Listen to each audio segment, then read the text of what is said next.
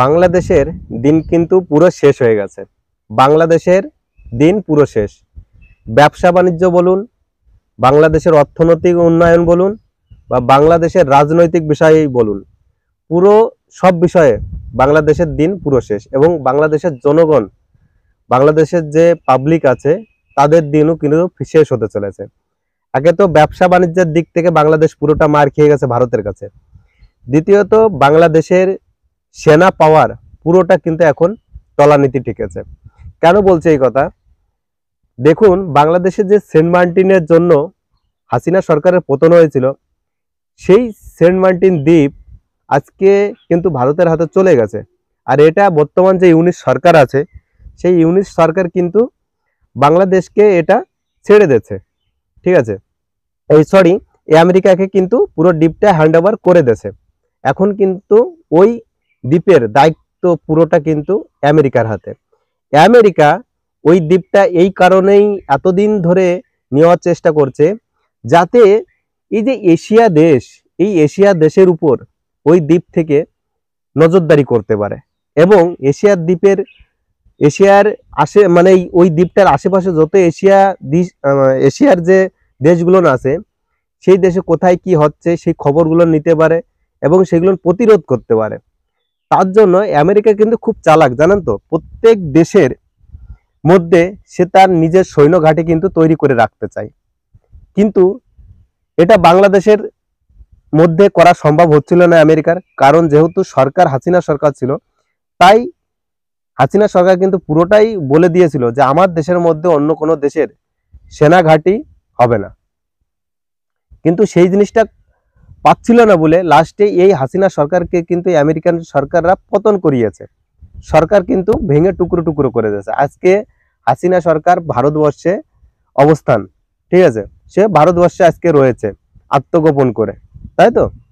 কিন্তু ইউনিট সরকার সে এতটা ক্ষমতালোভী লোক যে ক্ষমতার জন্য বা চেয়ারের জন্য বা তার ব্যবসা বাণিজ্য ঠিক মতন রাখার জন্য বা বাংলাদেশ থেকে লুটপাট করে তার অর্থ সম্পদ আরো বাড়ানোর জন্য সে কি বুদ্ধি করলো, লাস্টে আমেরিকার হাতে কিন্তু সেন্ট মার্টিনটা দিয়ে দিল। আজকে যার জন্য লড়াই করে করে এতটা বছর হাসিনা সরকার আসলো ভারতবর্ষের, যাতে মধ্যে কোনো অন্য সেনার ঘাঁটি না হতে পারে বা অন্য কোনো সেনা ভারতবর্ষকে নিয়ে বাংলাদেশকে নিয়ে নাক গলাতে না পারে, সেই সব বিষয়ে কিন্তু এতটা দিন ধরে এই লড়াই চালিয়ে আসছে। আজকে কিন্তু হাসিনা সরকার ব্যর্থ। কারণ এই ব্যর্থর পিছনে একটাই কারণ, সে হচ্ছে সেই দেশের সাধারণ মানুষ আর সেই দেশের স্টুডেন্টরা এতটা বোকা, মানে বাংলাদেশের শিক্ষা বা বাংলাদেশের স্টুডেন্টরা এত বোকা যে নিজের ভালো বুঝতেই পারলো না। যে মানুষটি দেশের উন্নয়ন করছিল, যে মানুষটি দেশকে আগে নিয়ে যাচ্ছিল, সেই লোকটিকেই লাস্টে সিংহাসন থেকে হাঁটিয়ে দিল। আমরা আমাদের দেশে আপনারা দেখেছেন যে মোদী সরকারকে কতটা বছর রেখেছি।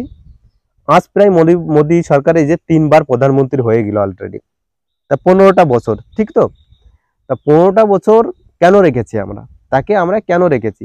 এর পিছনে নিশ্চয়ই কোনো কারণ আছে, তাই আমরা রেখেছি। নাহলে তো আমরা চেঞ্জ করে দিতে পারতাম, ভোট দিয়ে অন্য কাউকে ভোট দিয়ে অন্য জায়গায়। কিন্তু আমরা যখন দেখতে পেয়েছি যে মোদির মতন রাজনৈতিক হোক, দেশের উন্নয়ন হোক বা দেশের স্বার্থে অন্য কোনো প্রধানমন্ত্রী এতটা ভালো কাজ করতে পারবে না, তার জন্য কিন্তু আমরা সেই মানুষটিকে বারে বারে ভোট দিয়ে দেশের কাজ করার জন্য সুযোগ করে দিই।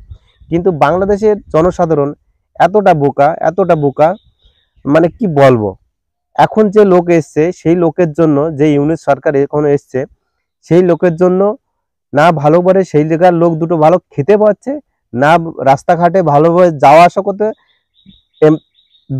কি বলবো, বাংলাদেশের 6-7 কিলোমিটার রাস্তা যেতে গেলে আপনাকে 300 থেকে 250 টাকা গুনতে হবে। আর আমার দেশে 6-7 কিলোমিটার যেতে গেলে আপনার হাইয়েস্ট হলেও 20 টাকা গুনতে হবে। তাহলে আপনি ভাবুন, তারও কম গুনতে হয়, 15-20 টাকা গুনতে হয়, 15 টাকা না 10 টাকা গুনতে হয়।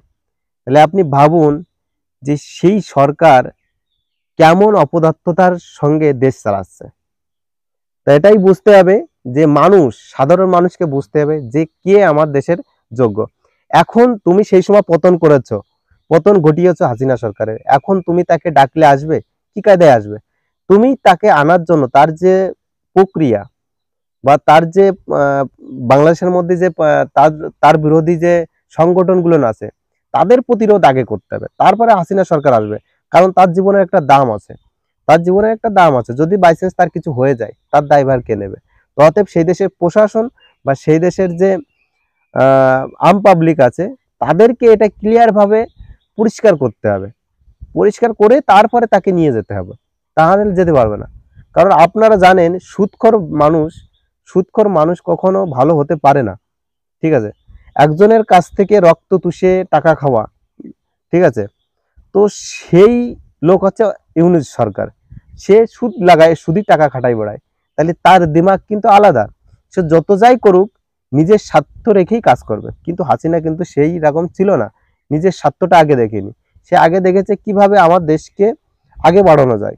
ঠিক আছে, কারণ তার বলতে তো কিছুই নেই, তার একটা ছেলে বিদেশে থাকে, সে কি গুছাবে? তার ব্যাংক অ্যাকাউন্ট চেক করলেও কিছু পাবেন না আপনারা। কিন্তু ইউনিসেফের ব্যাংক অ্যাকাউন্ট আপনি চেক করবেন, কত কত কোটি টাকার মানুষ সে। তার নামে বাংলাদেশে এতগুলো কেস ছিল, সব কেসগুলো মুকুব করে দিয়েছে। ভাবুন তালি, আপনার বাংলাদেশের মানুষ সেই মানুষটিকেই কিন্তু আসনে বসিয়েছে। এটাই হচ্ছে ভারত আর বাংলাদেশের মধ্যে পার্থক্য।